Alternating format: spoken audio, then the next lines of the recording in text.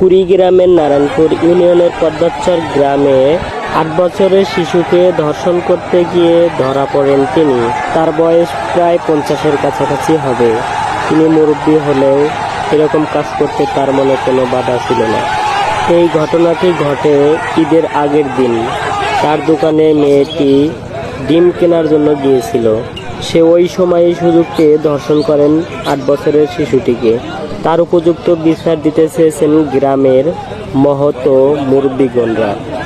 এই কারণে মেয়ের পরিবার থেকে এখনো থানায় কোনো অভিযোগ জানাননি। গ্রামের মেম্বার ও মহৎবিন্দুরা সবাই মিলে বিচারের স্থান দিয়ে থাকেন পদ্মাচর প্রাইমারি স্কুলে। সেখানে সবাই উপস্থিত হয়েছেন এবং গ্রামের ছেলে, যুবক ও মুরব্বী সবাই উপস্থিত হয়েছেন। তো এখানে আজকে তার উপযুক্ত বিচার দেওয়ার কথা। তো আপনারা শেষ পর্যন্ত দেখতেই থাকুন, দেখি কি হয়। আপনারা দেখতেই পাচ্ছেন তাকে সবার সামনে বৈঠকে বসিয়ে রাখা হয়েছে। এটাই সেই লোক যে ৮ বছরের শিশুকে ধর্ষণ করেন।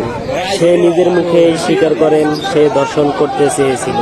বৈঠকের সভাপতি বলতেছিলেন যে আমরা উপযুক্ত বিচার আপনাদেরকে দেব।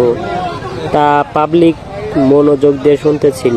একটু পরেই সভাপতির মুখ থেকে শোনা গেল যে ধর্ষণ করেছিল তার পক্ষ থেকে একজন বিচারের আর একটা দিন ডেট পিছিয়ে দেওয়া হোক। কিন্তু সভাপতির কথায় রাজি ছিলেন না গ্রামের যুবকগণ এবং সাধারণ জনগণ। তারা চেয়েছিল বিচার আজকেই হবে।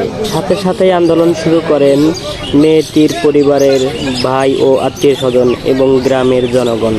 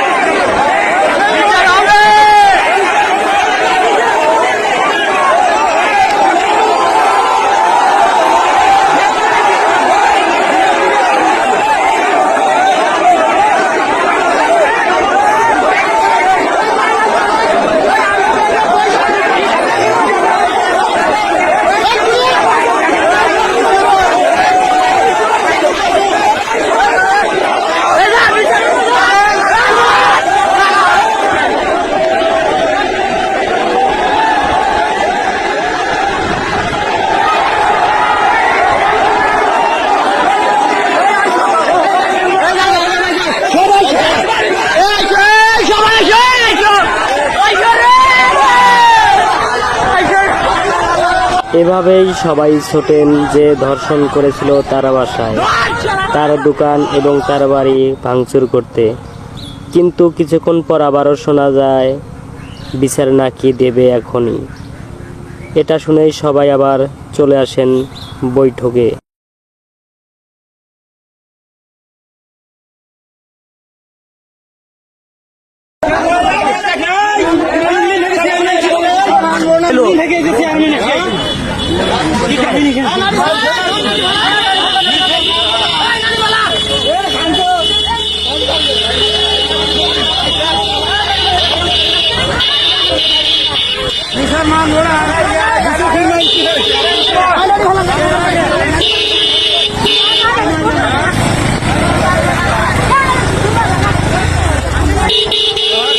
क्या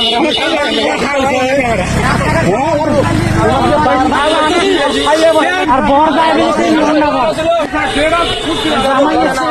যায় না। এভাবেই সবাই নানান মন্তব্য করে পৌঁছে যায় সেই বৈঠকের স্থানে।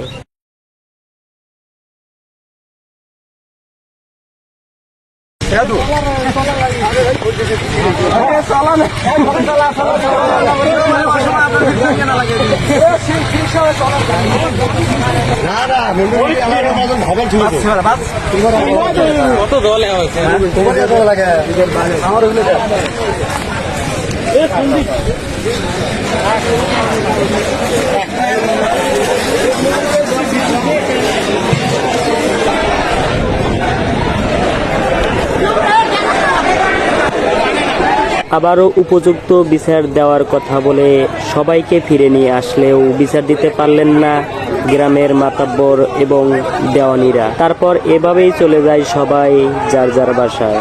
এভাবে সবাই বাসায় ফিরে গেলেও অপেক্ষায় থাকছেন পরের দিনের বিচারের। পরের দিন উপযুক্ত কেমন বিচার হয় দেখতে চোখ রাখুন নারায়ণপুর টিভি।